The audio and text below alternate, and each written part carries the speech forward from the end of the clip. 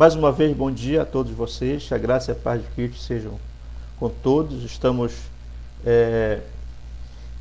iniciando mais uma lição da nossa revista Atos dos Apóstolos. Já estamos na quinta lição. A primeira lição, que é a lição número 1, nós vimos sobre os 30 anos que mudaram o mundo, né? Vimos assim um panorama histórico geral do livro de Atos. Na lição número 2, a espera do poder, ou seja, os discípulos tinham que esperar para que até que do céu fosse mandado o Espírito Santo, né? Tanto é que o próprio Jesus disse: olha, fique em Jerusalém até que do alto seja revestido de poder. Na lição número 3, aí sim já vimos a chegada do poder, ou seja, no evento do Pentecostes, o derramamento, a descida do Espírito Santo.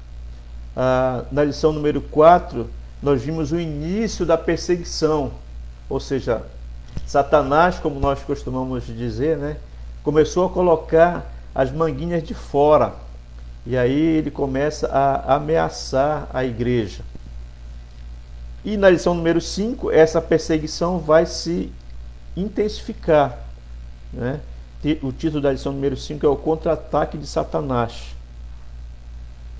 Essa lição ela é escrita pelo pastor João Batista Cavalcante, pastor da Igreja Cristã Evangélica em Goiânia. Muito bem, o texto básico da lição, nós estudamos esses textos todos durante a semana, nós lemos, foram as nossas responsabilidades de leitura. Vai do capítulo 4, versículo 32, até o capítulo 6, versículo 7. Esse é todo o texto base da nossa lição de hoje. Mas antes vamos orar, vamos pedir a direção de Deus. Pai Santo, nós queremos agradecer ao Senhor por mais este dia, este belo domingo de sol. Agradecer pela noite que nós tivemos, ó Pai, a noite em que o Senhor nos guardou. Queremos pedir um dia bastante produtivo no que diz respeito à reflexão, ao estudo da palavra, e não somente aqui para a nossa classe de adultos, mas também para as outras classes da nossa igreja que terão aula, e para todas as igrejas que estão neste momento também estudando a Tua palavra. Senhor Deus, dá um bom dia de edificação para todos nós. Orienta-nos, dirige-nos, tira-nos qualquer coisa que venha nos distrair desse tempo agora. Senhor Deus, nós oramos em nome de Jesus. Amém. Muito bem, gente, então o versículo-chave da lição, segundo o pastor João Batista, é o capítulo 6, versículo 7, que diz: crescia a palavra de Deus e em Jerusalém se multiplicava o número dos discípulos. Como nós já temos visto ao longo dessas lições aí, e também vocês que já leram o livro de Atos sabem disso, né? Esses foram 30 anos assim marcantes na história da igreja. A igreja lá do primeiro século, alguns chamam de igreja primitiva, né? A igreja crescia e se multiplicava muito rapidamente, era um crescimento exponencial, né? Crescimento exponencial, dentro dos significados, é esse, porque o crescimento ele é rápido, e a igreja crescia rapidamente, né? Crescia porque o Espírito Santo ele era o protagonista. É por isso que muitos acham que o livro de Atos dos Apóstolos deveria se chamar Atos do Espírito Santo, né? Porque foi a partir da descida do Espírito Santo é que a igreja cresceu bastante, se proliferou para o mundo daquela época. Então o Espírito Santo foi o grande protagonista disso. E a palavra mesmo já diz que é o Espírito Santo que convence o mundo do pecado, da justiça e do juízo. O próprio livro de Atos nos diz isso, não é? É interessante observar um erro que acontece às vezes de muitas igrejas, através do evangelismo, tentarem aumentar o seu número de membros. Vamos evangelizar porque nós queremos aumentar o nosso número de membros em 10, 20, 30% esse ano. O ano 2020 vai ser o ano da colheita, mais ou menos assim, não é? Só que esquecem que, na verdade, quem dá o crescimento não são os evangelistas da igreja, né? Quem dá o crescimento é o próprio Deus. É Deus quem dá o crescimento. Só um minutinho aqui, deixa eu voltar para o meu texto que sumiu aqui.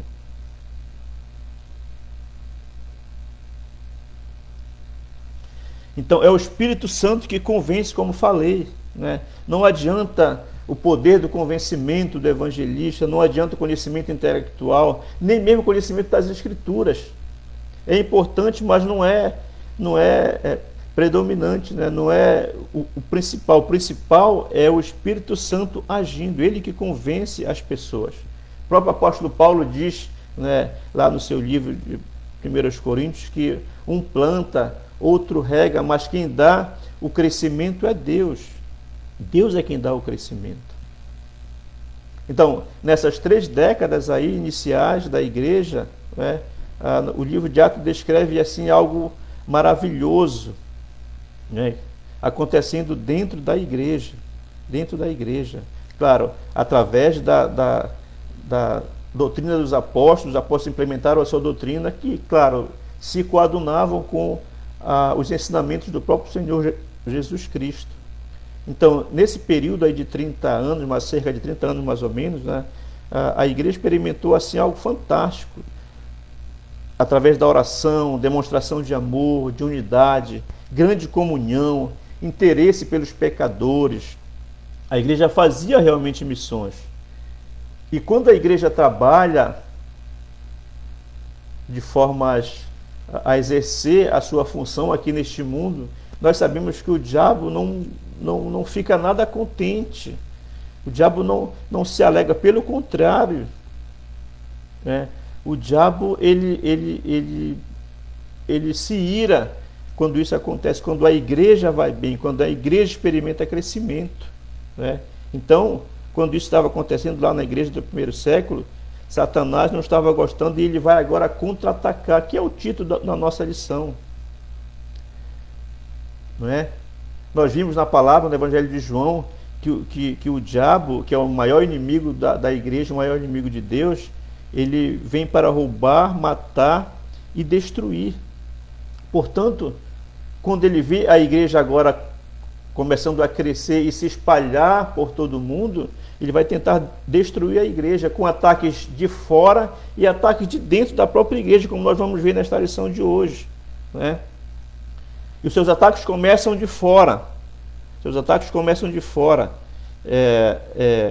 com a prisão dos apóstolos, com a prisão de Pedro e João, lá no capítulo 4, ainda nós vimos isso, né? Na lição passada. Pedro e João foram presos, mas, como eu falei no início, ela vai se intensificar agora, porque não somente Pedro e João, no capítulo 5, serão presos, mas todos os apóstolos, diz o texto. Todos os apóstolos.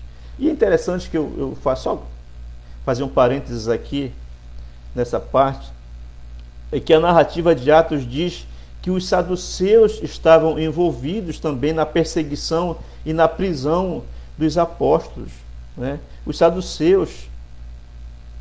Agora, pelo que nós sabemos e temos informação, os saduceus era uma seita, né, que se dizia cristã, mas estava perseguindo e até pedindo, né, a prisão dos apóstolos.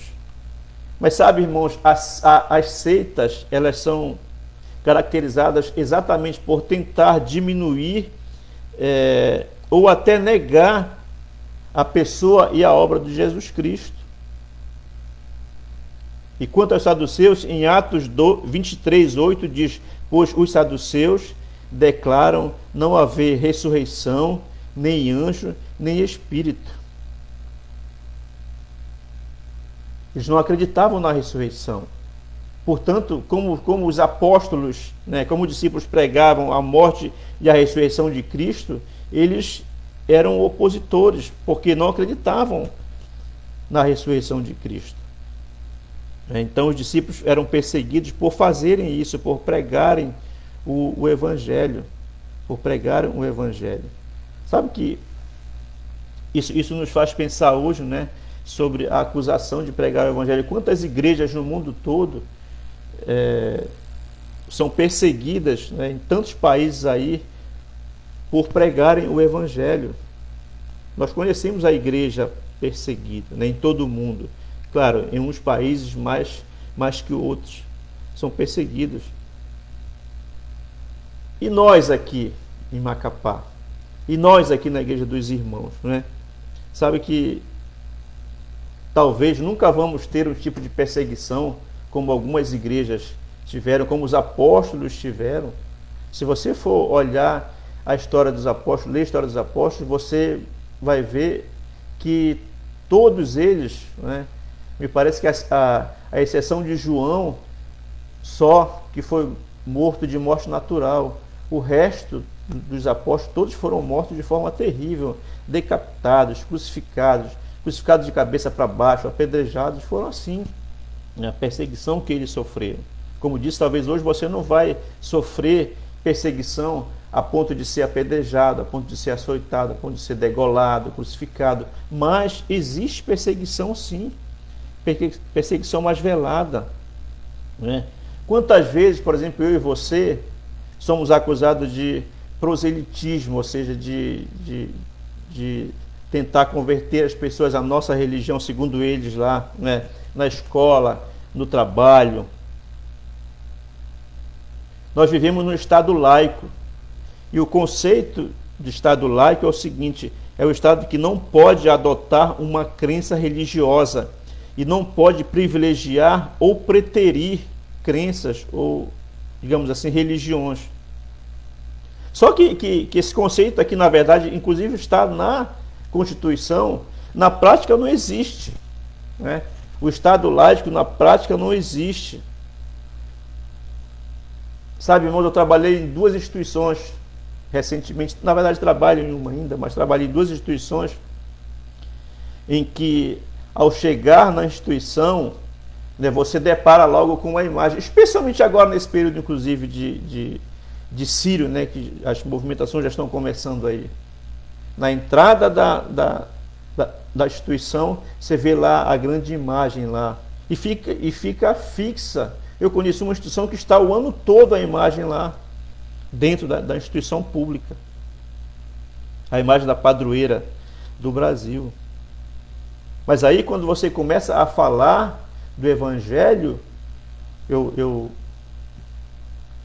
conheci uma colega de trabalho, né, que, é claro que ela exagerava em algumas coisas, mas quantas vezes eu vi essa minha colega ser chamada a atenção por isso, porque lá era ambiente de trabalho.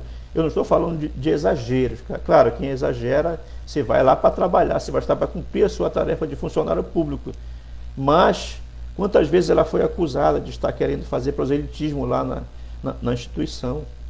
Mas a imagem estava lá. A imagem da padroeira estava lá, o tempo todo na instituição. Então, na prática, esse Estado laico não existe, né? Não existe. Ok, nós vamos então passar a nossa revista agora, na página 26. Nós vamos ver aí alguns aspectos importantes para aqueles que desejam viver, segundo o pastor João, o verdadeiro evangelho, né? E no ponto número 1, ele diz que nós precisamos aprender a viver com as nossas dificuldades internas.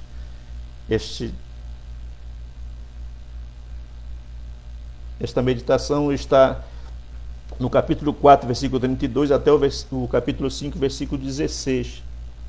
Primeiramente, o pastor João diz que pode haver entre os membros da igreja pessoas que sofrem. E aí, entre as atividades principais da igreja estavam a oração e a pregação, né?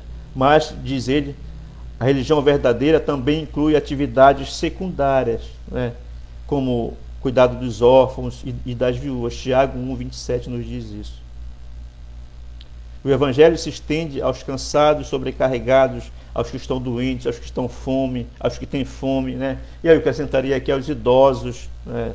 Enfim, e outras classes. Por falar em idosos, nós sabemos que a igreja tem um trabalho muito bom com os idosos, né?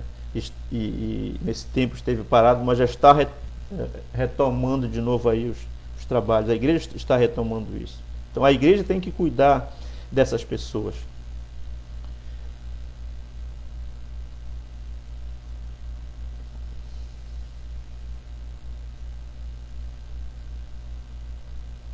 o pastor João também nos coloca aí uma pergunta interessante: como a igreja lidou com a carência de seus membros? E ele desenvolve 3 pontos aqui. Diz: primeiro, os irmãos desenvolveram um alto nível de comunhão. Atos capítulo 4, versículo 32 a 35. Eu vou ler este texto aqui com vocês. Atos 4, versículos 32 a 35. Diz assim o texto: da multidão dos que creram, era um o coração e alma. Ninguém desprezava exclusivamente, ninguém considerava exclusivamente sua nenhuma das coisas que possuía. Tudo, porém, lhes era comum. Com grande poder, os apóstolos davam testemunho da ressurreição do Senhor Jesus, e em todos eles havia abundante graça. Pois nenhum necessitado havia entre eles, porquanto o que possuíam terras ou casas, vendendo-as, traziam os valores correspondentes e depositavam aos pés dos apóstolos. Então se distribuía a qualquer um à medida que alguém tinha necessidade. Então esse era o nível de comunhão que havia entre aqueles irmãos ali. Os irmãos conheceram um alto nível de abnegação. Abnegação, continuando o texto, versículos 36 e 37, diz assim: José, a quem os apóstolos deram o sobrenome de Barnabé, que quer dizer filho da exortação, levita, natural de Chipre, como tivesse um campo, vendendo-o, trouxe o preço e o depositou aos pés dos apóstolos. E era algo natural, era algo voluntário, né? Não algo forçado. Digamos assim, era um nível de comprometimento com a obra, com Deus, muito alto, né? Tanto é que o próprio pastor João, ele vai destacar esse exemplo aí de Barnabé, né, que vendeu o campo e colocou todo o dinheiro lá aos pés dos apóstolos. Ponto número 3, a igreja ministrou efetivamente aos que sofriam, de modo que o mundo procurava na igreja o refrigério para as suas dores e desesperança.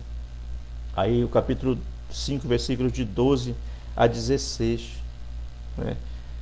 Vou avançar esse ponto aqui. Na página 27, já nós vamos ver que o ponto número 2, que pode haver entre os membros da igreja pessoas que pecam.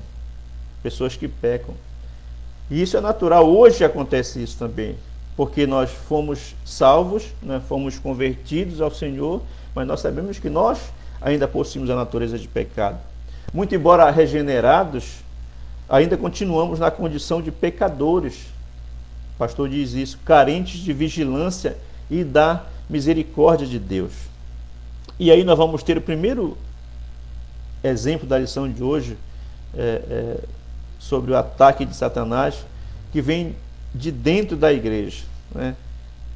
Que foi o caso de Ananias e Safira, em Atos capítulo 5, versículos de 1 a 11. Eu não vou ler o texto, os irmãos já conhecem bem. Aliás, esse casal é muito conhecido na igreja, mas conhecido não por ter feito, digamos assim, grandes coisas, não por ter se destacado com um grande trabalho, mas ele é conhecido pelo seu pecado, o qual lhe custou a vida, lhe custou, na verdade, a vida, porque eles morreram, na verdade, de forma fulminante, né?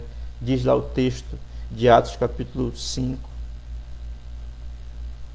De uma coisa eu tenho inveja deste texto aí, irmãos, da morte, da forma como eles morreram, né? Da morte fulminante. Já falei na lição que eu dei para os irmãos na última lição, que eu quero morrer assim, uma morte tranquila. É uma morte em que eu não dei trabalho para os meus familiares. Quero morrer assim, digamos assim, fulminante, né? Quero ter essa morte fulminante rápida, como aconteceu com Ananias e Safira, que de repente estavam em pé e caíram para trás, caíram mortos, tá? Entenda, eu não quero morrer com a causa que eles tiveram, que foi o pecado, não é isso, mas a forma da morte, que foi foi fulminante, rápida, sem dar trabalho para ninguém, né? Aí eu lembro de uma história do papai, quando ele estava lá ainda trabalhando pelo bairro Santo Inês, lá mais ativamente. A Adileuza e o José conhecem minha história, talvez eles contem até melhor do que eu. Mas foi mais ou menos assim, ele morreu um cidadão lá no bairro, e aí o papai foi fazer uma campanha para ajudar os familiares daquele cidadão, né, que tinha morrido. Parece que precisava de ajuda e tal. Ele foi, pegou uma Kombi, saiu lá com aquele trabalho volante, né, microfone, aquele som lá em cima do carro, pedindo ajuda lá das pessoas de Santo Inês. Aí ele começou a falar, sabe, você precisa ajudar a família de fulano de tal que está precisando de ajuda, já que ele morreu, né, e morte não escolhe e tal, chega de repente, né? Então procura ajudar, porque você nunca sabe, né? Ontem foi fulano de tal que morreu, mas quem sabe amanhã pode ser você. Você pode dormir e de repente acordar morto. O papai disse, né? Então eu espero também uma morte assim, fulminante, talvez dormir e acordar morto também, como aconteceu aqui com essa morte fulminante com Ananias e Safira, né? Ananias e Safira. Então esse casal, como falei, ele foi marcado pelo seu pecado, que lhe custou a morte. Agora, o que a gente pode inferir, assim, deduzir desse texto aí, irmãos? Primeiro, que mesmo entre os crentes, continua havendo tentações. Capítulo 5, versículo 3 fala disso: mentira, hipocrisia, desonestidade. Foi o caso lá de Ananias e Safira, né?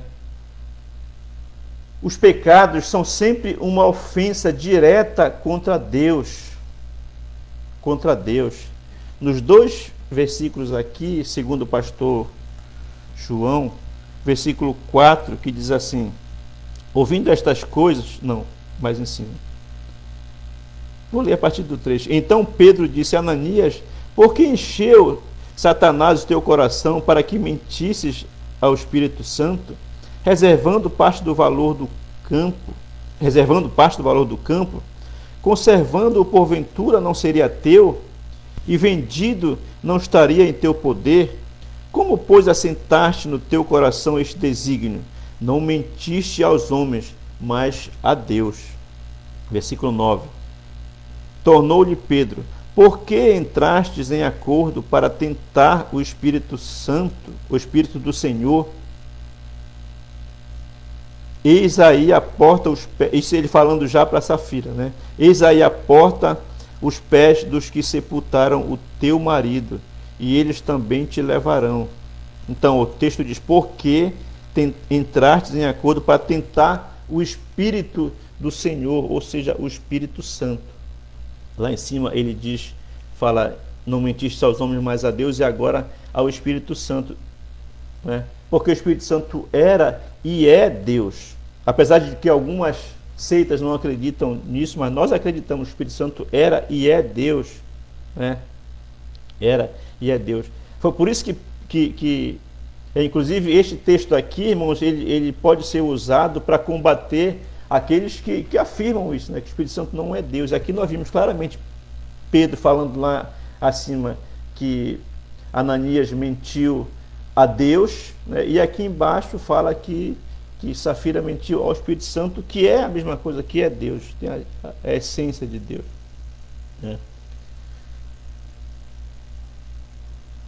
E quando o pastor João nos diz que o pecado ele é sempre uma ofensa direta contra Deus, nós lembramos da história de José do Egito, uma história muito conhecida, né? Até as crianças sabem disso, talvez não com tantos detalhes como a gente aprende, mas a gente começa a ensinar desde pequeno para os nossos filhos sobre José, a história da obediência a Deus, ou a história mesmo da desobediência, né? Quando a gente quer ensinar sobre obediência. Ele disse lá, quando começou a ser seduzido pela esposa de Potifar, como alguns brincam com isso e digam que era a Patifa, né? Foi seduzir José, e ele fugindo dela e disse Como eu cometeria tão grande maldade e pecaria contra o meu patrão, contra Potifar? Foi isso que ele disse? Claro que não, né? Ele disse, como eu cometeria tamanha maldade e pecaria contra meu Deus, contra o meu Deus. Portanto, o pecado vai ser sempre uma ofensa direta contra Deus, contra Deus. E uma outra coisa que podemos também inferir do texto é que o juízo começa pela casa de Deus, pela casa de Deus. 1 de Pedro, capítulo 4, versículo 17. E também aquele trecho conhecido, o salário do pecado é a morte, Atos 5, Romanos 6, 23. O juízo começa pela casa de Deus. Deus disciplina os seus filhos. Deus é santo, Deus não tolera pecado. Deus não tolera pecado. E ele sabia que existia o pecado ali na vida de Ananias e Safira. Deus vê todas as coisas. Salmo 39 nos diz isso, né? Você pode ir para o mais profundo, alto, né? Desculpa, eu vou ler o texto para que não fique nenhuma dúvida aí. Salmo 39, 139, eu vou ler pelo menos parte do texto aqui para eu não começar a dizer besteira aqui. Quando eu digo que Deus vê todas as coisas, né? Salmo 139 diz assim: Senhor, tu me sondas e me conheces, sabes quando me assento e quando me levanto, de longe penetras os meus pensamentos, esquadrinhas o meu andar e o meu deitar, e conheces todos os meus caminhos. Ainda a palavra não me chegou à língua, e tu, Senhor, já conheces todas. Tu me cercas por trás e por diante, sobre mim pões a mão. Tal conhecimento é maravilhoso demais para mim, é sobretudo elevado, não o posso atingir. Olha só o versículo 7 em diante, que fala especificamente sobre a onipresença do Senhor. Para onde me ausentarei do teu espírito? Para onde fugirei da tua face? Se subo aos céus, lá estás. Se faço a minha cama no mais profundo abismo, lá estás também. Se tomo as asas da alvorada e me detenho nos confins dos mares, ainda lá me haverá de guiar a tua mão e a tua destra me susterá. Se digo, as trevas com efeito me encobrirão, a luz ao redor de mim se fará noite. Até as próprias trevas não te serão escuras. As trevas e a luz são a mesma coisa. Para Deus não existe nada que possa escapar do seu olhar. Deus vê todas as coisas e Deus sabia do pecado de Ananias e Safira, né? Nós podemos esconder as coisas do pastor, podemos esconder dos nossos pais, podemos esconder do nosso patrão, mas de Deus não podemos esconder nada, né? Nada escapa do olhar do Senhor. E Deus sabia que havia pecado, né? E como nós sabemos, o pecado nasce no coração. Provérbios 4:23 diz: sobretudo o que se deve guardar, guarda o teu coração, porque dele procede as fontes da vida. Deus olha o coração. Deus não olha a oferta, né? Deus olha o ofertante. Deus vê a intenção do coração. O homem olha, o profeta já disse, o homem olha o exterior, o aparente, mas Deus olha o interior, aquilo que o homem não pode ver. Hebreus nos afirma que Deus e sua palavra é capaz de discernir os pensamentos e os propósitos do coração. Deus penetra, né? Penetra lá no fundo e Ele é capaz de discernir, de ver, de enxergar o que está ali no nosso coração. E como o provérbio diz, lá é que nasce todas as coisas, né? É a fonte de todas as coisas. Portanto, Deus olha no fundo, Deus conhece, Deus esquadrinha, diz a palavra, os nossos pensamentos. Os nossos pensamentos. E Ananias e Safira, nós sabemos que eles mentiram, embora querendo esconder dos apóstolos, mas Deus revelou, não é? Eles mentiram. Por exemplo, eles devem, só usar aqui um exemplo de hoje, por exemplo, venderam um imóvel lá por 100 mil reais, dependendo do tamanho do imóvel. Hoje o imóvel está muito caro, né? A gente sabe disso. Mas enfim, vamos supor, eles venderam um imóvel que custava 100 mil reais e deram 80. Deram quase todo o valor, talvez na cabeça deles. Então é muito dinheiro, estamos dando quase tudo aqui para lá, portanto, digamos assim, Deus vai entender isso, né? Só que eles não entendiam, ou não entenderam, é que para Deus o valor não fazia a menor diferença, né? Deus é o Deus de toda a riqueza. Deus não precisava do dinheiro, na verdade. Eles não entenderam isso. Para Deus fosse sabe lá quantos milhões, não fazia diferença, né? Não fazia diferença. O pecado, na verdade, de Ananias e Safira não foi porque eles retiveram parte do valor. Isso não era pecado. Mas desde que eles tivessem feito isso, né, com sinceridade, ter dito aos apóstolos, dito à igreja, eles depois poderiam ficar com parte do valor, né? O pecado, na verdade, foi eles aparentarem uma santidade, uma consagração, uma generosidade que não existia. Era algo só aparente. No fundo, eles estavam roubando a Deus, né? Dando a entender que tinham entregue tudo, né? Eles aparentaram essa santidade, essa generosidade, né, que não existia. Sabe, irmãos, em relação a esse assunto, em Isaías capítulo 1, versículos 12 e 13, o Senhor advertiu o povo de Israel, dizendo o seguinte: quando vindes comparecer perante mim, quem vos requereu o só pisardes nos meus atos? Não posso suportar a iniquidade associada ao ajuntamento solene. O profeta diz que eles abandonaram ao Senhor, blasfemaram. E ele diz mais ainda: toda a cabeça está doente e todo o coração está enfermo. Aí Deus diz: quando estendeis as vossas mãos, escondo de vós os olhos, porque as vossas mãos estão cheias de sangue, ou seja, cheias de pecado, cheias de mentira, cheias de hipocrisia. E aí o povo vinha e oferecia o holocausto ao Senhor como se nada tivesse acontecido. Isso vale para nós também, né? Em relação à nossa vida diária de cristão. Vale para nós. Como é que estamos indo aos cultos? Hoje, claro, não temos culto presencial, mas nós prestamos o nosso culto a Deus com a nossa vida, né?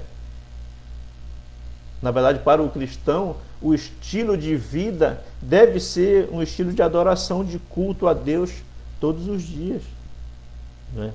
E como é que estamos oferecendo esse culto ao Senhor? Como é que está a nossa vida? Será que há algum pecado encoberto? Será que há hipocrisia, né, que eu estou escondendo dos homens? Mas vamos lembrar, de Deus não se esconde nada, né? Deus vê todas as coisas. E ele disse para Israel: olha, eu não aceito os vossos holocaustos, vossos sacrifícios, porque não pode haver iniquidade associada ao culto solene. Como disse, Deus é santo, né? E ele espera uma vida de santidade de todos nós. Sabe, irmãos, o autor dessa lição, o pastor João Batista, lá no final, na conclusão, vou até adiantar já aqui, ele faz um paralelo com a história de Acã, né? Ele diz que essa história de Ananias e Safira, ela é parecida com a história de Acã. O verbo reter, do versículo 2 aí de Atos, é o mesmo sentido do verbo tomar ou apossar lá na história de Acã, né? E ele significa roubar, significa furtar. Nós sabemos que Acã resolveu esconder de todo mundo uma capa bonita, uma túnica bonita, né? Uma parte da prata também, uma parte do ouro. E nós sabemos que Deus ele havia ordenado aos israelitas, né, que destruíssem a cidade, e os seus despojos também, somente guardassem o ouro e a prata para o templo, né, para a casa do tesouro, que eram consagrados ao Senhor. E Acã, portanto, ele pensou, né, que ninguém estava vendo, mas Deus estava vendo o pecado de Acã, né? E nós sabemos, é interessante quando você lê a história de Acã, que Israel ele foi para a guerra, para o combate contra Jericó, que era uma cidade muito maior, né, que tinha um exército muito maior que o exército do que os habitantes de Ai, que era uma cidade pequenina. Talvez, né, o sentimento era de que não, a vitória vai ser fácil, né? Se nós ganhamos de Jericó, que era uma cidade em termos de proporção, extensão muito maior do que Ai, então dessa vez a história vai ser fácil. A própria narrativa lá de Josué capítulo 7, que está essa história, você pode ler depois, diz que nem o povo foi envolvido como foi na cidade de Acã. O povo ficou de fora. Escolheram lá uns 2, 3 mil homens só para representar o povo e ir, porque a vitória era certa. A vitória era certa. Mas Deus, né, Deus puniu a Israel com a derrota, pelo menos em primeiro momento. Depois o povo vai se santificar e vai para a luta e vai ganhar de novo. Mas Deus puniu ali aquele pecado de Acã. Israel sofreu as consequências, né? Sofreu as consequências. Então, Acã, ele estava roubando a Deus, né? Estava roubando a Deus. Como disse para vocês, depois Deus ordenou que os israelitas se santificassem, né? E aí começaram a peneirar, começaram pelas tribos, famílias, depois as casas, até que chegaram no homem, né, que eles queriam, no nome que era o nome de Acã. E nós sabemos que as consequências do pecado de Acã foram gravíssimas, né? Ele e a família foram queimados, foram apedrejados e queimados. E Israel sofreu também as consequências, pelo menos como disse naquele primeiro momento, porque eles perderam a guerra lá para aquela cidade tão pequena, Então, irmãos, e aqueles que nos ouvem também, com a história de Ananias e Safira, Deus queria ensinar que houvesse temor, reverência, pureza, fidelidade, santidade.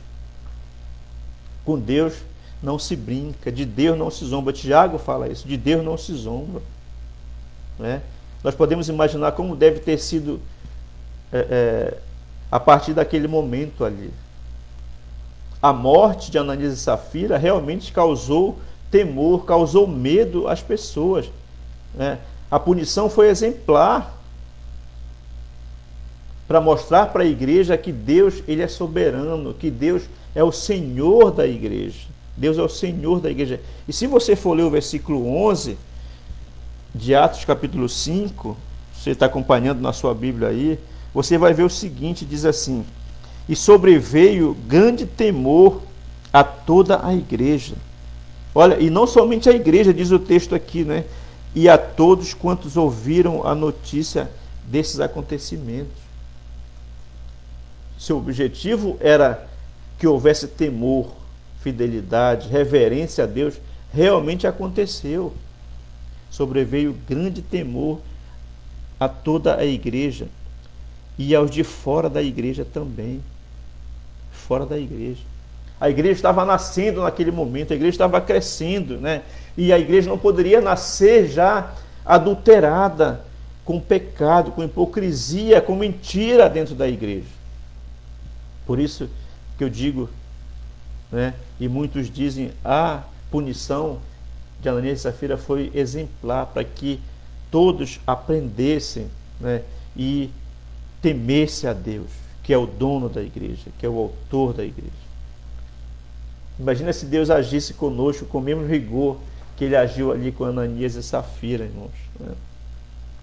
Alguém já disse que se Deus fosse agir assim, talvez muitas igrejas iriam ter que contratar pastor só para fazer funeral, né? Muita gente iria morrer. Interessante na história, voltando para Ananias e Safira, interessante é que Pedro disse que o imóvel era deles, né? Nem precisariam vender, pertencia a Ananias e Safira, portanto, eles se quisessem, nem precisariam vender o imóvel, né? E se vender o imóvel, eles não tinham obrigação de entregar o dinheiro, porque o dinheiro era deles também, era lícito, era deles. Poderiam, né, nem entregar o dinheiro, mas já que entregaram, né, se entregaram, deveriam ter feito com sinceridade, com alegria, né? Sabe o que Paulo diz no seu livro? Eu acho que é Romanos, né? Paulo diz que Deus tem prazer em quem oferta com alegria, aquele que dá com alegria. Deus se alegra com quem oferta dessa maneira. E aí fica o exemplo para nós também quando ofertamos, né? Devemos ofertar com alegria, com o coração limpo, com sinceridade, leves, digamos assim. Em Mateus 5, 23 e 24, o Senhor Jesus, ele disse assim: se ao trazeres a tua oferta, ali te lembrares que teu irmão tem alguma coisa contra ti, deixa a tua oferta perante o altar, vai primeiro reconciliar-te com teu irmão, então voltando, faze a tua oferta. Como disse, queridos, Deus não olha a nossa oferta. Pode ser uma grande oferta, pode ser, enfim, muitos recursos, dinheiro ou até bens que você possa doar para a igreja, né? Mas Deus olha primeiro o coração, a intenção do seu coração, a sua pureza, a santidade. Porque se você se propõe a dar um montante, seus dízimos, suas ofertas, né, mas que o seu coração, né, está lá manchado pelo pecado, Deus não vai aceitar a sua oferta. O pastor pode até aceitar, até porque ele não sabe o que está acontecendo com você. Nós olhamos apenas o exterior. Mas Deus, lá no seu trono, não vai aceitar a sua oferta. Deus quer ver primeiro um coração puro, coração santo, um coração temente a Ele. Coração temente. Então, isso vale muito de lição para nós também, quando formos ofertar a Deus nossas ofertas e nossos dízimos, né? Continuando ainda, na página 27, o pastor João, ele reflete o seguinte: precisamos aprender a viver com os constantes ataques do inimigo. Constantes ataques do inimigo. Atos 5, 17 a 41. No caso de pecados cometidos pelos nossos irmãos, deve acontecer o confronto e a disciplina. Portanto, nós poderíamos até estender mais aqui o valor da disciplina, que é muito importante para o crescimento, para o trabalho do Senhor. Não vamos ter tempo de ver isso, né? No caso de ataques de inimigos, devemos resistir. Se no caso de ataque de inimigo, devemos resistir a ele. Próprio Paulo nos adverte, né? Paulo não, é Pedro que nos adverte, né? Fugir do diabo e ele, né, se afastará de vocês. Devemos resistir a ele quando necessário, enfrentar o sofrimento como um privilégio cristão. Devemos enfrentar o sofrimento como um privilégio cristão, assim como os discípulos aqui no livro de Atos disseram, capítulo 5. E dos versículos 17 a 41, nós vamos ver aqui destacar alguns princípios mais preciosos para o caso de ataque dos inimigos. O diabo continua contra-atacando, o diabo continua atacando a igreja. O diabo, como eu falei, ele é o nosso maior adversário, ele é o inimigo de Deus. Portanto, ele vai atacar Deus atacando a igreja, atacando eu, atacando você, que pertencemos à igreja, que somos a igreja, na verdade. E ele continua atacando. E na página 28, o primeiro ponto que o pastor João aborda é o seguinte: sabemos que cedo ou tarde, de uma ou de outra maneira, o inimigo vai agir de modo a desencadear sofrimento na vida dos crentes. E esse sofrimento pode incluir violência, pode incluir mentiras, ameaças e outras coisas mais. Apóstolo Paulo, em 2 Timóteo 3,12, diz o seguinte: todos quantos querem viver piedosamente em Cristo Jesus serão perseguidos. Paulo diz isso. Aqueles que quiserem viver do verdadeiro evangelho, né, quiserem viver uma vida consagrada a Deus, de fazer a sua vontade, serão perseguidos, né? Isso aqui é estranho. É estranho. Isso contraria a teologia da confissão positiva e a teologia da prosperidade. Porque, segundo essas teologias, os crentes não podem sofrer. Não sei o que eles fazem desse texto aqui, mas o texto é claro: todos quantos querem viver piedosamente em Cristo Jesus serão perseguidos, sofrerão perseguição. E como falei lá atrás, né, nós sofremos perseguições. Algumas são mais veladas, né, mas outras são bem claras na nossa vida. Ponto número 2, o pastor aborda: sabemos que todas essas situações são oportunidades para revelar o caráter real dos crentes e para manifestar de forma perseverante o nosso testemunho perante o mundo, demonstrando a intensidade de nossa experiência pessoal com Jesus. Sofrimento, portanto, é importante. Como eu costumo dizer sempre, o sofrimento, as provações, as tribulações, né, elas são importantes e são necessárias para o nosso crescimento. Eu digo que é um método que Deus usa para aperfeiçoar a nossa vida, para aperfeiçoar a nossa fé, para nos fazer crescer, né?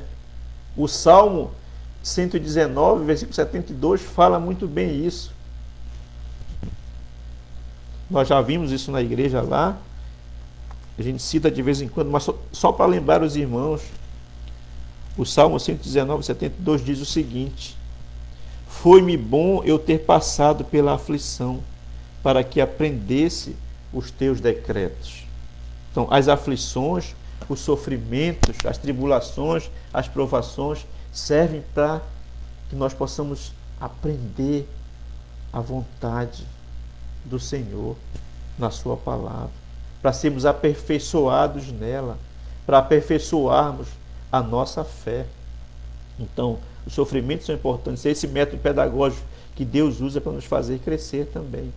Ponto número 3, sabemos que sofrer como cristão significa um privilégio grandioso. Os discípulos disseram isso, né? No versículo 41. Em 1 de Pedro, capítulo 4, versículo 16, Pedro diz: se sofrer como cristão, não se envergonhe disso, antes glorifique a Deus com esse nome. Antes glorifique a Deus com esse nome. Gente, nós não vamos ser os únicos, né, que estamos passando por sofrimento, por tribulação, por provação. Quantos apóstolos, quantos homens de Deus sofreram também no passado, né?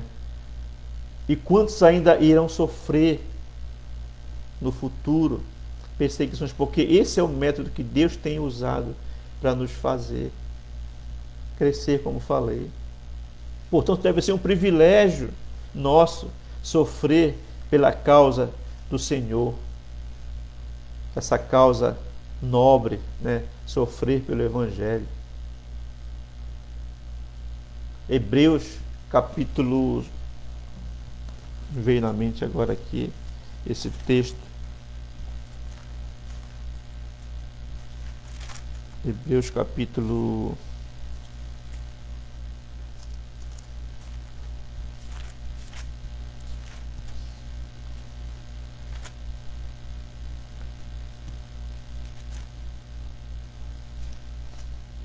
capítulo 12. Diz assim: portanto, também nós, visto que temos a rodear-nos tão grande nuvem de testemunhas, desembaraçando-nos de todo o peso e de todo o pecado que tenazmente nos assedia, corramos com perseverança a carreira que nos está proposta, olhando firmemente para o autor e consumador da fé, Jesus, o qual, em troca da alegria que lhe estava proposta, suportou a cruz, não fazendo caso da ignomínia, e está sentado à destra do trono de Deus. Queria destacar aqui essa primeira parte do verso que diz: portanto, também nós, visto que temos a rodear-nos tão grande nuvens de testemunhas, o autor está fazendo alusão aqui a tantos, e o próprio capítulo 11, né, antes desse capítulo aí do 12, nós vamos ver lá a galeria dos heróis da fé, tantos que sofreram, e nós podemos tomá-los como exemplos. São os testemunhas que nós temos, que sofreram, que morreram, inclusive, muitos morreram por causa do Evangelho. Portanto, como Pedro disse, se você sofrer como cristão, não se envergonhe disso, antes glorifique a Deus com esse nome. Ainda na página 28, o pastor João vai dizer o seguinte, no ponto 3, precisamos aprender a conviver com os problemas do dia a dia da igreja. E aqui agora ele vai abordar um outro problema, em Atos capítulo 6, versículos de 1 a 7. Eu vou ler esse texto porque, salvo engano, esse era o texto da leitura de hoje, né? Da leitura de hoje, na classe de adultos. Talvez alguns não tenham feito ainda a leitura deste texto. Eu vou ler agora, Atos capítulo 6, versículos de 1 a 7. Diz o seguinte, a minha Bíblia aqui tem um título: A Instituição dos Diáconos. Ora, naqueles dias, multiplicando-se o número dos discípulos, houve murmuração dos helenistas contra os hebreus, porque as viúvas deles estavam sendo esquecidas na distribuição diária. Então, os 12 convocaram a comunidade dos discípulos e disseram: não é razoável que nós abandonemos a palavra de Deus para servir às mesas. Mas, irmãos, escolhei dentre vós 7 homens de boa reputação, cheios do Espírito e de sabedoria, aos quais encarregaremos deste serviço. E quanto a nós, nos consagraremos à oração e ao ministério da palavra. O parecer agradou a toda a comunidade, e elegeram Estevão, homem cheio de fé e do Espírito Santo, Filipe, Prócoro, Nicanor, Timão, Pármenas e Nicolau, prosélito de Antioquia. Apresentaram-nos perante os apóstolos, e estes, orando, lhes impuseram as mãos. Crescia a palavra de Deus, e em Jerusalém se multiplicava o número dos discípulos. Também muitíssimos sacerdotes obedeciam à fé. Portanto, esse é o texto. Para quem não leu, hoje ainda vai cumprir agora a sua responsabilidade. Então, irmãos, como nós vimos, agora eu quero abordar esse problema que acontece dentro, né, da igreja. Dentro da igreja. Assim como também o de Ananias, claro, né? É um outro problema que acontece dentro da igreja. A igreja crescia e se tornava cada vez maior. Nós vimos lá isso em Atos 2,47. E como falei, era um crescimento muito rápido, um crescimento exponencial. Começou com 12 em Atos 1, 2 e 3. Depois nós vimos a narrativa de 120 em Atos 1, 15. Mais na frente nós vamos ver que já eram 3.000 pessoas, Atos 2,41. Depois 5.000 em Atos 4,4. E tem mais, só de homens de lá o texto. Não é só de homens, fora as mulheres e crianças lá. Até que se tornara uma multidão dos que creram, em Atos 4, versículo 32. E, portanto, quando há crescimento, certamente há problemas. A igreja teve que enfrentar problemas por causa do crescimento, como acontece hoje. Esse crescimento lá, com a igreja do primeiro século, certamente incomodou o inferno. Como disse lá no início, Satanás não estava nada alegre, não estava nada contente com esse crescimento. E aí ele tinha que contra-atacar e contra-atacou. Qual era o problema ali, irmãos? A má distribuição de cestas de alimento. Ou talvez, digamos assim, a discriminação, o preconceito que aconteceu naquele momento ali com as mulheres dos helenistas, dos judeus helenistas. Houve murmuração, houve uma queixa por parte dos helenistas contra os hebreus. E eu queria fazer um parênteses aqui para explicar um pouquinho essa questão do helenismo aí. No início do cristianismo, o judaísmo tinha dois tipos de judeus, né? Eram os hebreus, judeus que falavam hebraico ou aramaico, que normalmente viviam na Palestina, e os judeus, e os helenistas, aliás, que eram os judeus de fala grega. Normalmente esses judeus viviam fora da Palestina, eram aqueles que haviam assimilado a cultura, a língua, os costumes todos lá, gregos. O próprio termo helenismo significa viver como o grego e falar como o grego. É interessante que na NVI talvez o versículo nos ajude a entender essa questão dos judeus e helenistas, dos hebreus e helenistas. Olha só o que diz na NVI, no capítulo 6, versículo 1. Naqueles dias, crescendo o número de discípulos, os judeus de fala grega, entre eles queixaram-se dos judeus de fala hebraica, né? Judeus de fala grega eram os helenistas, que se queixaram dos judeus de fala hebraica, que eram os hebreus, né? Porque as suas viúvas estavam sendo esquecidas na distribuição de alimento. Então, os helenistas eram esses judeus que haviam assimilado a cultura, a língua, os costumes gregos, né? Os helenistas eram vistos com certo preconceito pelos judeus da Palestina. Não sei se foi o caso aqui, né? Exatamente esse o caso, não posso afirmar isso. A gente chega a conjecturar que talvez tenha sido isso também. Mas é bom lembrar, queridos, que graças aos helenistas não podemos pensar, né, que eles não significaram nada. Claro, podemos dizer até o contrário, que eles significavam muito, porque graças aos helenistas o cristianismo se propagou, se espalhou por todo o mundo da época, saiu da esfera de Jerusalém, saiu dali. Talvez em consequência da diáspora judaica, foi quando os judeus eram expulsos, eram forçados, tinham que sair das suas terras, e aí eles foram para outros lugares, e lá começaram, como o grego, né, era a linguagem mais comum, assimilaram a Grécia, os romanos dominavam, e os costumes eram os gregos ainda, né? E aí eles assimilaram esses costumes, inclusive a língua. E eles puderam pregar, propagar o evangelho no mundo da época. Então o helenismo teve a sua grande importância na propagação do evangelho. Alguns até pensam que talvez o apóstolo Paulo ele pertencia a esse grupo de pessoas, aos helenistas. Porque, embora ele fosse um fariseu, ele mesmo disse, né, sou hebreu, fariseu de fariseus, mas ele era natural de Tarso. E Tarso era uma cidade que ficava fora da Palestina. Fora da Palestina.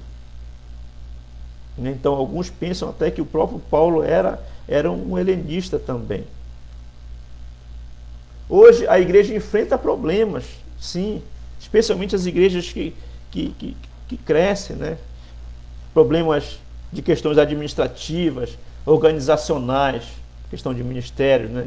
Problemas financeiros, problema de pecado na vida de irmãos, né? E aí a igreja tem que tratar, tem que disciplinar. É bom que se diga isso, porque alguns não fazem, muitas igrejas não fazem isso. Problemas de relacionamentos entre os irmãos, mas que esses problemas não devem impedir a igreja de crescer, como a igreja lá do primeiro século cresceu. E aí o pastor João Batista reflete conosco, né, alguns princípios importantes de como liderar a igreja de Deus, usando como exemplo os discípulos aqui, nesse trecho de Atos 6, de 1 a 7. O primeiro ponto que ele reflete conosco é o seguinte: sendo sensíveis às necessidades emergentes. Eles não negaram os problemas, né, mas tiveram a sensibilidade de admitir os problemas e procurar uma solução. Então, o primeiro ponto não é fugir dos problemas. A igreja não deve fugir dos problemas. Sabe que igrejas aí que não cuidam, especialmente no que tange à disciplina, né, elas fogem dos problemas porque é interessante para elas. O irmão lá vive em pecado, o irmão lá o testemunho público dele é muito mau, mas ele dá uma boa oferta, né? Mas o irmão, ele é líder lá, ele é diretor, sei lá, de música, é diretor de Ministério de Jovens, enfim. Ele é muito importante, ele tem um cargo elevado na igreja. Portanto, não podemos disciplinar, isso vai entristecer o irmão, isso vai até, talvez, afastar o irmão da igreja. É isso que muitas igrejas pensam. E não cuidam, e não disciplinam, e não confrontam os seus membros, né? Mas a igreja tem que ter essa sensibilidade de tratar para buscar a solução, até porque se não resolver, Deus vai trazer o seu juízo, como ele fez lá, né, com os israelitas, como ele fez com Ananias e Safira. Deus vai trazer juízo, né? E nós sabemos que cair nas mãos do Deus vivo é terrível, né? Diz a palavra, você cair nas mãos do Deus vivo. Em segundo lugar,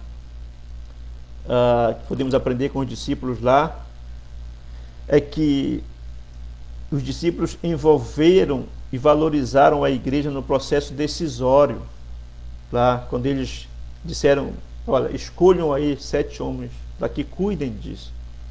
Às vezes nós somos tentados, o pastor João diz isso, a resolver problemas à nossa maneira, sem ouvir os outros, mas a igreja não pensava assim, né?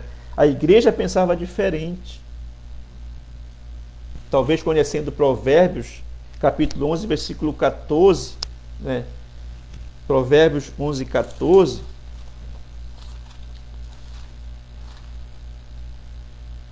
diz assim, Provérbios 11, 14: não havendo sábia direção, cai o povo, mas na multidão de conselheiros há segurança, não é? É buscar os conselhos, é ouvir as pessoas, é ouvir os irmãos, é saber que 10 cabeças pensam melhor que uma, é saber que 100 cabeças pensam melhor que 10, né?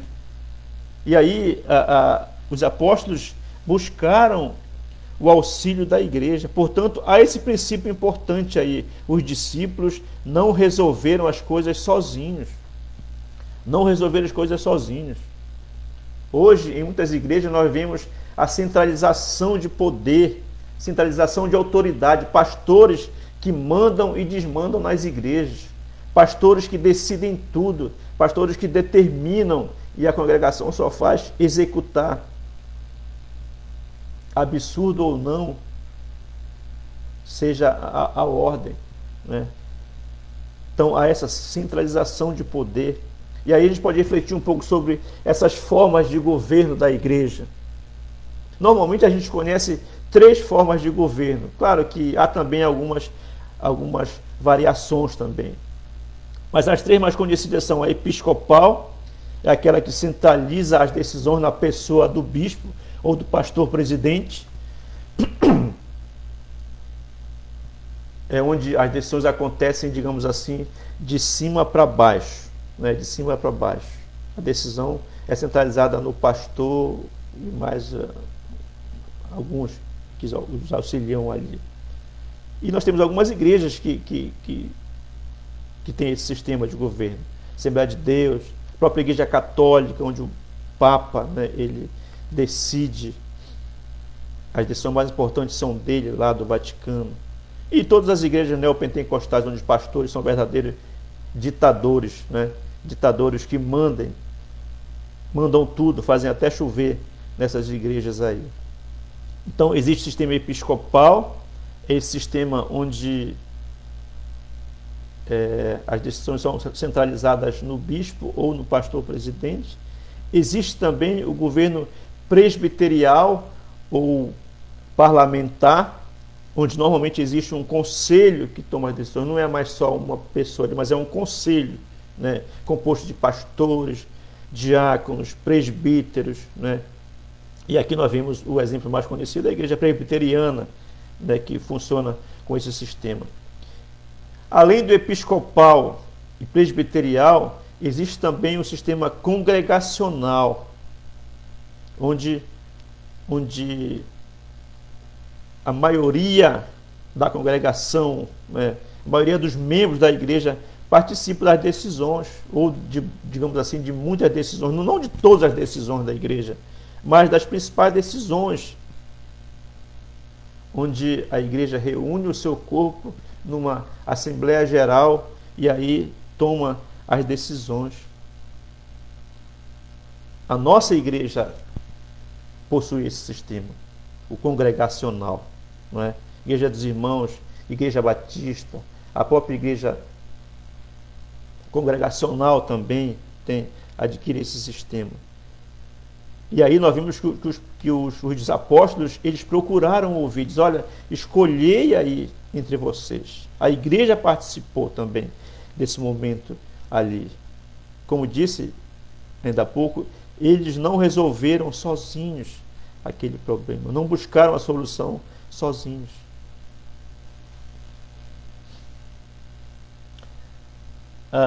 Ponto número 3, pastor João diz, que podemos também entender nesse texto aí, é que eles definiram referenciais claros de compromisso com Deus. Isso, olha, escolham entre vós homens, né, cheios do Espírito Santo, de boa reputação, ou seja, aqueles que têm bom testemunho. Então a igreja não pode esquecer desses padrões sérios e claros, padrões de compromisso e vida, para aqueles que servem. Esse aqui, salvo engano, me veio à mente agora, é o tripé, né, que o próprio Palavra da Vida usa, ministério, compromisso e vida, se eu não estou enganado, e que são referenciais sérios para os cristãos, não somente para líderes, irmãos, isso vale para todos nós, né? Todos nós temos essa vida santificada, consagrada ao Senhor. Isso deve servir de referência para todos os crentes, não somente para a liderança. Para todos aqueles que desenvolvem ministérios na igreja, podemos até estender isso mesmo. Ou seja, aqueles que possuem a variedade de dons na igreja. Vocês sabem que Deus, diz a palavra, concedeu dons aos homens, aos apóstolos, pastores e a toda a igreja. Todos os cristãos têm seus dons, né? Variados. Um tem um dom, outro tem outro dom. Deus nunca vai dar um dom, ou os dons, todos os dons para uma só pessoa, não. Para a igreja é importante, porque a igreja participando com seus dons, né, onde as pessoas vão exercer os seus dons, a igreja vai ser edificada e vai crescer a partir dessa variedade de dons atuando na igreja por meio de seus membros, com aqueles que nasceram de novo. Lembro, volto a lembrar, não é só número, né? Não é só número, não é aqueles que verdadeiramente nasceram. Estamos falando da igreja verdadeira, estamos falando de vida, de compromisso. Então, certamente são pessoas que nasceram de novo, porque, volto a dizer, há muitas igrejas cheias, mas não da palavra, cheias, mas não de santidade, cheias, mas não de consagração. Não de consagração, só número, né? Mas no que diz respeito aos ministérios na igreja, aos dons quando são exercitados, todos são importantes. Nesse sentido, né? Todos são muito importantes. Músicos, aqueles que trabalham com decoração, né? A zeladoria, a limpeza, o pessoal recepcionista, o pessoal que trabalha com sistema de som, aqueles que têm habilidades para trabalhar nos vários departamentos, né? Com crianças, com adolescentes, com jovens, com adultos, com idosos. Como eu falei ainda há pouco, a igreja tem um trabalho com idosos também, que agora está sendo retomado aí pela equipe. A área administrativa, a gente que tem mais tino assim para trabalhar na parte administrativa da igreja. E aí vem pastores, vem diáconos, vem professores, cada um com seus dons, com seus ministérios, né? Com seus ministérios. Mas é bom atentarmos ao que o apóstolo Paulo diz. O que se requer dos dispenseiros é que cada um seja encontrado fiel em santidade com Deus. 1 Coríntios capítulo 4, versículo 2. Podemos entender então esses referenciais claros aí, são padrões para nós, que é a vida, que é a santidade, né, de nós cristãos. Quarto ponto, estabelecendo prioridades pessoais. A igreja precisa estabelecer prioridades com clareza, com clareza. E aqueles irmãos, eles entenderam isso ali, porque eles entenderam que a oração e a palavra eram prioridades. Disseram, olha, vocês vão escolher homens que vão cuidar desse problema aqui, dessa má distribuição de cestas, já que havia aquela murmuração, né, dos helenistas que estavam sendo esquecidos, estavam sendo talvez discriminados, e aí talvez não estavam recebendo o que deviam receber. Disse, olha, nós vamos escolher pessoas que vão lidar com isso, e nós vamos nos dedicar à palavra e à oração. E deve ser assim, na verdade. Essa decisão deve ser imitada, como diz o pastor João aqui, por todas as igrejas, por todos nós. Deve ser imitada. Porque o diabo, ele adora desviar os pastores da palavra e da oração. Porque ele sabe que quando ele faz isso, irmãos, já era a igreja, adeus à igreja verdadeira. A igreja perdeu o seu propósito.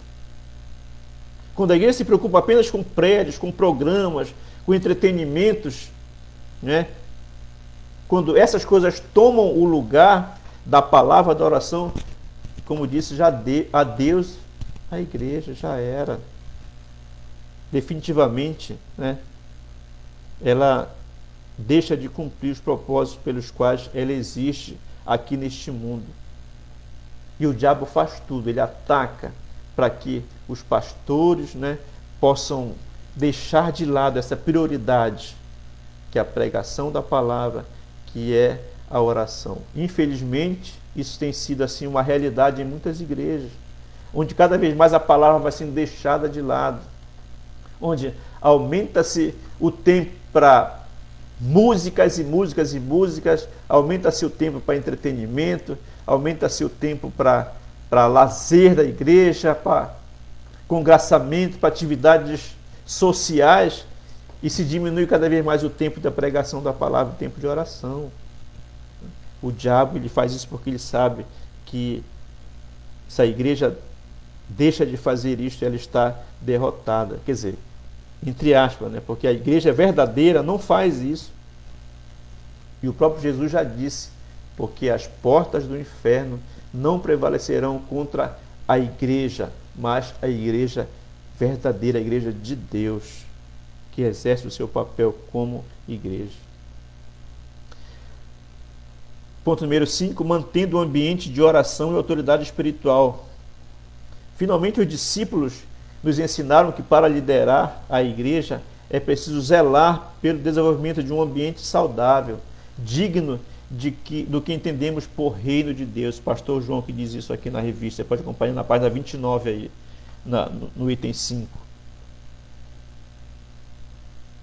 Um lugar de oração, proclamação da palavra e santidade de vida, né? Era a prioridade. A prioridade. No lugar do crescimento da igreja ser um problema, tornou-se uma força motivadora para um crescimento ainda maior, mediante a ação direta do Senhor da igreja. Sabe, queridos, às vezes os problemas são importantes para dar uma sacudida, uma chacoalhada, para mexer, para acordar a igreja, que às vezes está adormecida no seu conforto, né? Se os discípulos não tivessem, talvez, sabedoria para resolver aqueles problemas ali, não é? Quem sabe a igreja até teria sido rachada, teria se dividido, ali surgido talvez uma outra igreja. Quando deixamos o Espírito Santo trabalhar na nossa vida, individualmente, na minha e na sua vida, certamente a igreja se beneficiará disso, mesmo diante dos ataques do nosso maior inimigo, que é Satanás. Então, irmãos, que nós possamos tirar proveito disso realmente, que possamos tirar grandes lições da igreja do primeiro século, que a igreja, para a igreja hoje, né, que nós possamos entender esses princípios que a igreja utilizou ali, que nós possamos trazer para a nossa igreja hoje também, especialmente no que diz respeito a honrar e obedecer a Deus acima de todas as coisas, acima de todas as coisas, porque é isso que Deus quer de nós: consagração, quer vida, compromisso, dedicação, santidade, pureza. É isso que Deus busca.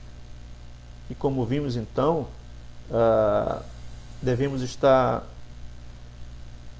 aprendendo e conhecendo mais o Senhor, a fim de sabermos as coisas que lhe agradam e que está aqui na sua palavra. Portanto, louvado seja Deus, por meio dela tem nos ensinado que nós possamos continuar crescendo aí no conhecimento e na graça do Senhor. Deus nos abençoe. Foi bom estar com vocês. E aí vamos esperar uma próxima oportunidade. Vamos orar. Pai querido, nós queremos mais uma vez agradecer ao Senhor, Pai, por esse tempo de estudo da Tua Palavra. Ó Pai Santo, como precisamos do Senhor. Reconhecemos a nossa limitação, reconhecemos a nossa fragilidade, reconhecemos a nossa pequenez para cumprir os Teus propósitos. Quantas vezes somos desobedientes, quantas vezes somos rebeldes, quantas vezes somos ingratos, injustos, Senhor, quantas vezes somos até profanos, digamos assim, nas nossas atitudes. Faz-nos, Senhor, crentes dedicados, crentes santificados, crentes que procurem honrar e obedecer a Tua palavra, Senhor. Que o Senhor use os sofrimentos, os problemas, as adversidades, as provações, as aflições, as angústias, Senhor, para nos moldar de acordo com Tua vontade, para nos aperfeiçoar, para aperfeiçoar a nossa fé, para crescermos como cristãos.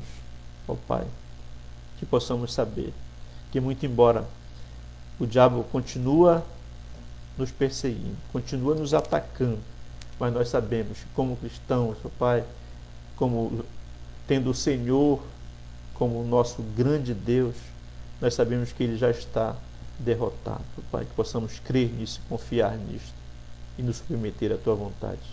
Oramos em nome de Jesus. Amém. Ok, gente. Obrigado. Vou desligar aqui.